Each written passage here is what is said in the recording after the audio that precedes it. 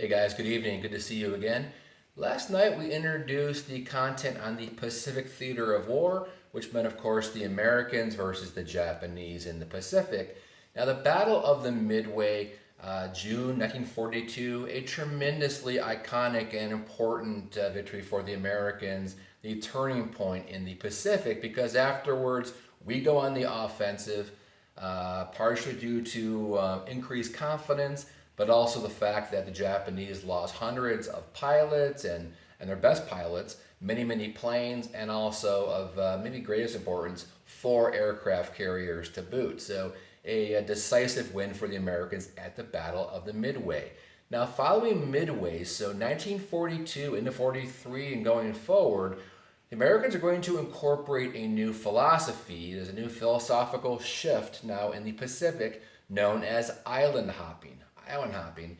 And what this means, in essence, is that the Americans began to sort of leapfrog one island to the next on their way towards the Japanese mainland. Now, the goal was not to take over, to invade, to inhabit every island, but to pick certain islands that had strategic value to us. So we're going to try to hop and leap and jump closer and closer to Japan, hoping to avoid major conflict against the Japanese forces. So maybe we chose a lightly defended island, or maybe an island that had no Japanese soldiers whatsoever, totally uninhabited. So the goal was to avoid major conflict, but to get closer and closer to Japan.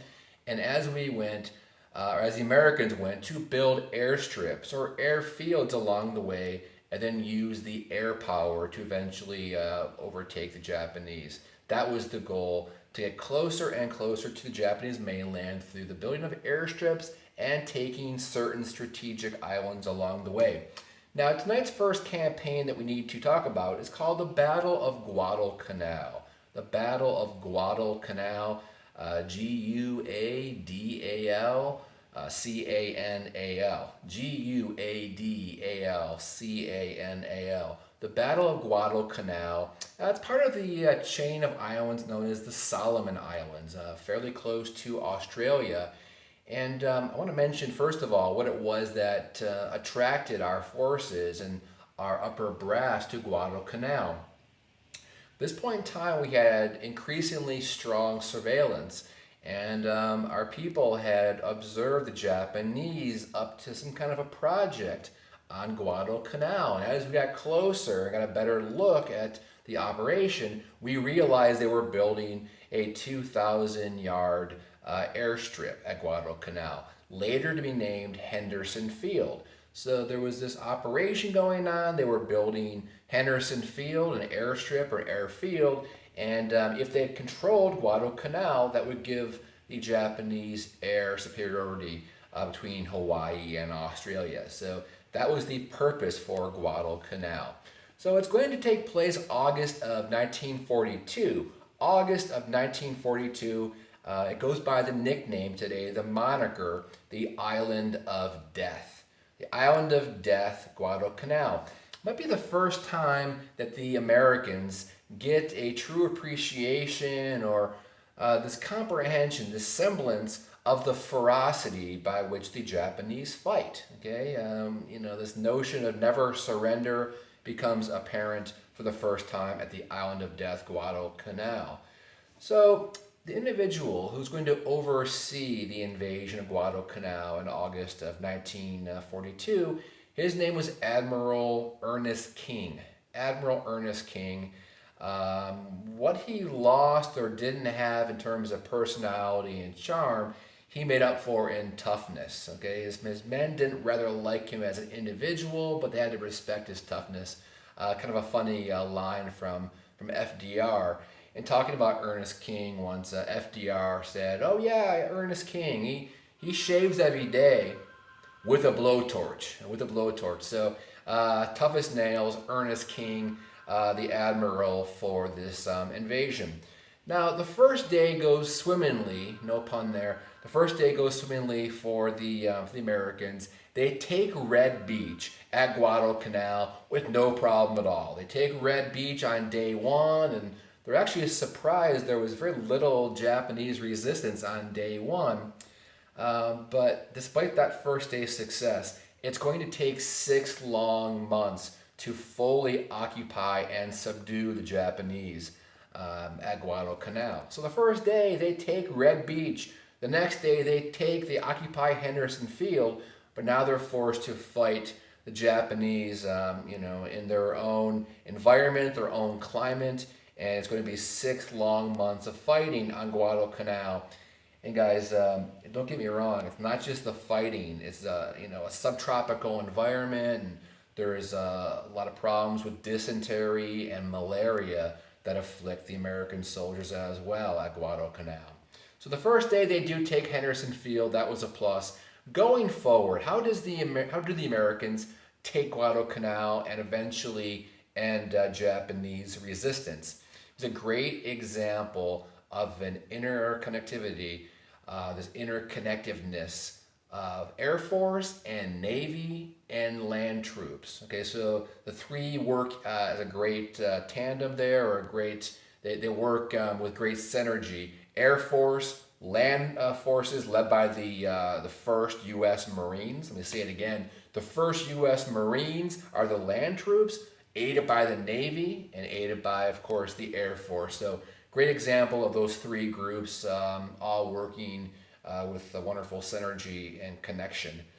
Okay, so I should mention that by the end of the 6 months, it goes horribly for the Japanese. The Americans do take the island, they push the Japanese out, and they do rename that field, as I referred to earlier, Henderson Field, after the airstrip at Midway earlier the same year.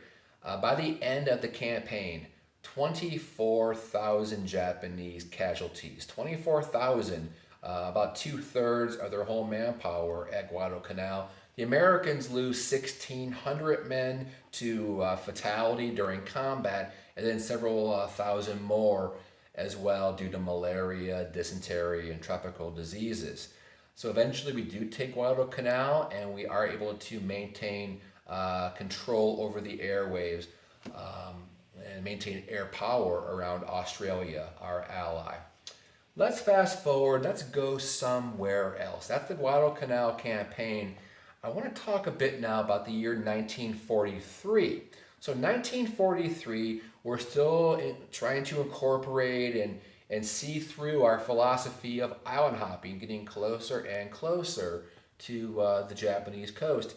And actually by 43, the incentive was even stronger due to the invention, the innovation of a great new technology. We had a new technological baby by 1943, known as the B-29 Superfortress. The B-29 Superfortress bomber made by Boeing in Seattle. So the B-29 Superfortress was the Air Force's new baby. Think of a enormous plane, about 100 feet long.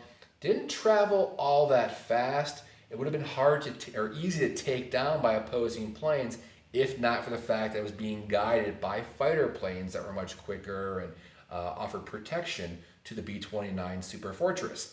So in 43, they now have access to this new amazing weapon, this incredible plane, the B-29 Superfortress. Now the B-29 Superfortress had a cruising range, meaning that it could cruise this far before refueling, of about 3,250 miles. So a little bit over 3,200 miles it could fly before refueling. In the campaign year 1943, the Americans do take control over a group of islands known as the Marianas. So the Mariana Islands were occupied by the Americans in 43, and of course what do they do with the Marianas? They make it the chief air base for their new B-29 Superfortress. So once they occupy the Marianas, their new B-29 bombers can take off in one day, in one mission, bomb the coast of Japan, and then return during that same mission. So a pretty important development there for the U.S. Air Force and really all of their armed forces during this time period in the Pacific. Let's go now to a very important campaign. We're going to fast forward here just a little bit to the year 1945. February and March of 1945, the final year of the war in the Pacific. So again, February and March 1945, there is a small island known as Iwo Jima. Now it's forever locked into the narrative of the U.S. and 20th century. So Iwo Jima, part of our consciousness, part of our historical narrative of the last 100 years. Iwo Jima is spelled I-W-O-J-I-M-A. So Iwo Jima, it's about 650 miles from the coast of Japan. So what was the value to America with Iwo Jima? Well, it's pretty close now to Japan, about 600 miles or so. The importance of Iwo Jima was that it had 3 airstrips. So we were eyeing Iwo Jima as a potential, well, let's call it a crucial holding because of its relative proximity to Japan and the fact that it had, again, 3 airstrips. We were seeing it as an ideal area, an ideal island to land fighter planes. It'd be a fighter plane base for American jets. So after a mission, they would fly back and land and refuel at Iwo Jima. In addition, it could be a good place for a B-29 bomber that had been damaged or shot at to land and get repairs. So proximity to Japan and also 3 airstrips were the importance in terms of strategic value of Iwo Jima. How about the actual geological makeup of the land? So folks, it's about 8 square miles. It's tiny, 8 square miles. It was volcanic. It's a volcanic island, mostly flat, but about 8 square miles. It was sulfuric. So there was this sort of strong mustard smell. It was not a pleasant odor when you reached Iwo Jima. The strong mustard smell, and occasionally you'd see kind of a yellow mist emerge or seep out of the rocks, and it was sulfuric acid. So didn't smell so good. It was 8 square miles, mostly flat. The highest point, and this is important later in our story, the highest point at Iwo Jima was a peak known as Mount Suribachi. So Mount Suribachi, you spell that S-U-R-I-B-A-C-H-I. Mount Suribachi, 540 or so feet above the rest of the elevation at Iwo Jima. So again, America in the early months of 1945, their objective now is to take Iwo Jima from the Japanese. It's already held by the Japanese. So again, this is not a lightly defended island in keeping with island hopping. It is a heavily defended island. They've got 21,000 Japanese troops who are guarding Iwo Jima in the winter of 1945. Let's talk for a moment here about the individual who is going to lead the Marines during this occupation, during this attack at Iwo Jima. His name is Holland Smith. So General Holland Smith, easily my favorite nickname of the year, folks. Holland Smith goes by this nickname, General Holland Mad Smith. General Holland Mad Smith, known as being the father of modern-day amphibious war tactics. He had a famous quotation where he said that defensive warfare was destructive to troop morale. Defensive warfare was destructive to the morale of the troops. So Holland Mad Smith is going to lead the Marines aboard or on the beaches there at the out of Iwo Jima in February 1945. Now let's look at his adversary. His opponent was a man who was greatly admired. His name for the Japanese now, General Caribou Yashi. General Caribou Yashi, I'll spell it for you, K-U-R-I-B-A-Y-A-S-H-I. General Caribou Yashi, again, greatly admired by his troops on the Japanese side, also a healthy respect from the American generals who knew his quality or the quality of his work over the years. A great admiration from the Americans. Earlier in his life, Caribou Yashi had actually studied some in Canada and had traveled to America, so that's just part of his narrative, but there was a lot of respect for Caribou Yashi. So Caribou Yashi, before the arrival on the beaches at Iwo Jima of the American Marines, they had been bombed incessantly for days to try to soften up Japanese forces. Caribou Yashi made a decision. It was pretty unusual, pretty curious. Let me explain. Now, he told his men that they were going to give the Americans and Holland Smith the beachhead. This was unusual. They said, hey, just give them the beachhead. Okay, that was unconventional. Usually you fought like mad on that beachhead, but no, he decides to give them the beachhead on day one at Iwo Jima. That's pretty curious. In addition, he's going to say, our objective, our strategy is actually to go towards the interior of the island and fight from within. And in addition, this is going to be a covert battle at Iwo Jima.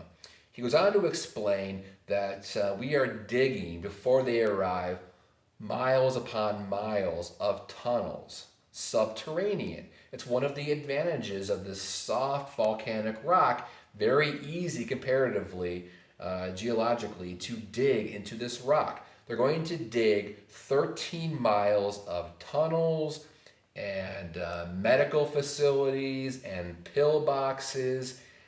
There's like steel reinforced doors down there. So 13 miles of tunnels connecting 1,500 different individual rooms and spaces subterranean at Iwo Jima. It's going to be a covert battle fought by the Japanese underground and from the inside towards the beach. And this is a really curious thing right here, guys. Caribou Yashi knew that they were going to be outmanned at the Battle of Iwo Jima. He knew the Japanese had fewer manpower or less manpower than the Americans. He gives a very impassioned speech, full of patriotic, nationalistic zeal to his men before the Americans arrived. And he tells them, in essence, you are going to die at Iwo Jima. You will die here on Japanese soil. You will die, and you will die, and young man, you will die. We will all die. I will die at Iwo Jima. But he says this, and it's crucial. He says, we will all die, but only after we each take a minimum of 10 American lives. That was their goal, to die with valor and with grace and with dignity, but to kill 10 Americans before doing so. And in the process, sort of, create this perception, partially real, that the Americans don't want to tangle any longer with the Japanese forces. Best to turn back and head back to the east and give up their plans for an attack on the Japanese mainland. So that was the battle philosophy, to give the beachhead and to kill 10 Americans before they all perish together. So on the first day, Holland Smith and the Marines do land on the beaches at Iwo Jima. And again, it's shockingly easy. They expected, a major bombardment upon their arrival. And they arrive on the beaches and nothing's going on. They unpack all their provisions, their supplies. And about an hour or so later, once pretty much all the Americans were on the beach, they were sort of lulled into a false sense of security. And then the bombardment began from atop Mount Suribachi and from the interior of the island. Then the bombs came. And Caribou Yashi was, again, he knew his land quite well. He was very, very intelligent in his approach. Caribou Yashi, very, very smart in his approach. And he knew that because of the geology of the land, because of that soft rock, the Americans could not dig in. They could not dig a hole. They could not grab hold of Mother Earth and save themselves. It'd be very hard to, the beach, the sand would sort of recede, and the water and the sand would make it impossible to take cover. And he was right. The Americans lose over 2,000 men on the first day at the Battle of Iwo Jima. Over 2,000 fatalities for the U.S. on day one. So it's going to be a lengthy process to take the island of Iwo Jima. It's a very bloody campaign. It takes a matter well over a month to do so, and eventually the campaign is going to come to an end with the U.S. taking Mount Suribachi. So Mount Suribachi, March of 1945, the U.S. Marines do finally make their way to the top of Mount Suribachi, 554 feet above the beaches. And of course, there's the iconic photograph taken by Joe Rosenthal of the Marines raising the U.S. flag atop Mount Suribachi. So understand that even after that happened, there were still weeks where there was fighting in the jungles of Iwo Jima, and it was subterranean and covert. And years later, they still found Japanese soldiers. Years and years later, still living, trying to survive, and they were eating rats to survive. But they would never surrender through the words of Caribou Yashi.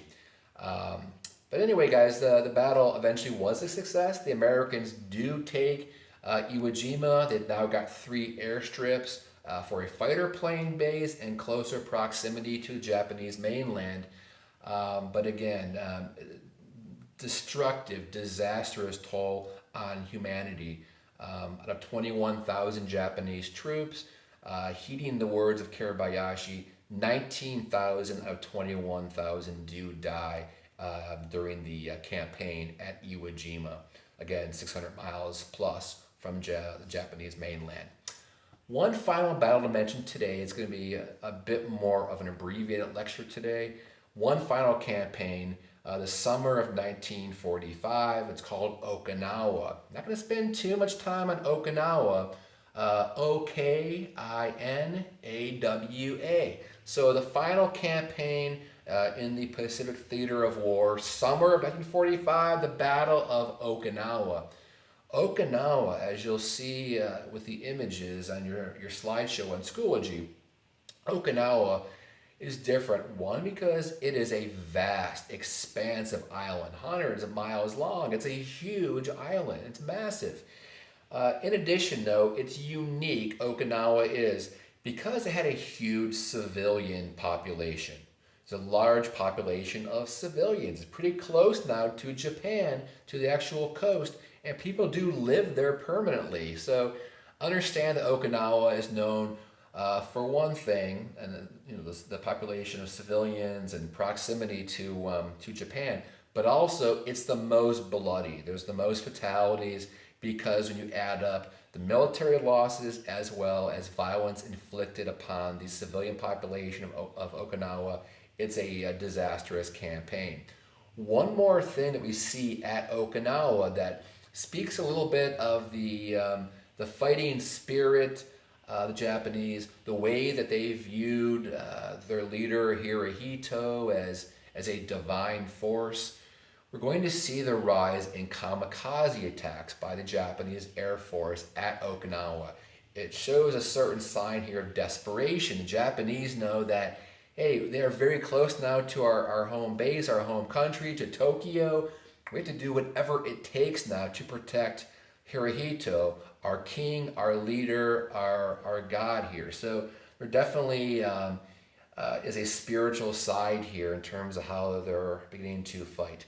So again, a kamikaze raid simply involves a suicide mission where the Japanese pilots would fly their airplanes on a suicide mission into the hulls of American ships, and it does become much more pervasive in and around Okinawa as the war begins to enter the 9th hour. Okay, I'm going to stop right there tonight, guys. Tomorrow is the final lecture of the year in terms of content for the quiz on Wednesday, and we'll cover again the end of the war in Europe, which means the D-Day invasion. We'll look at the end of the war also in the Pacific and tie up some loose ends. You guys have a great evening, and it's the last couple of days. I'm sure you're a little bit stressed out. It's been a difficult quarter in for a lot of reasons. Please hang in there with me, and thanks again for a great year. Okay, talk to you soon. Bye-bye.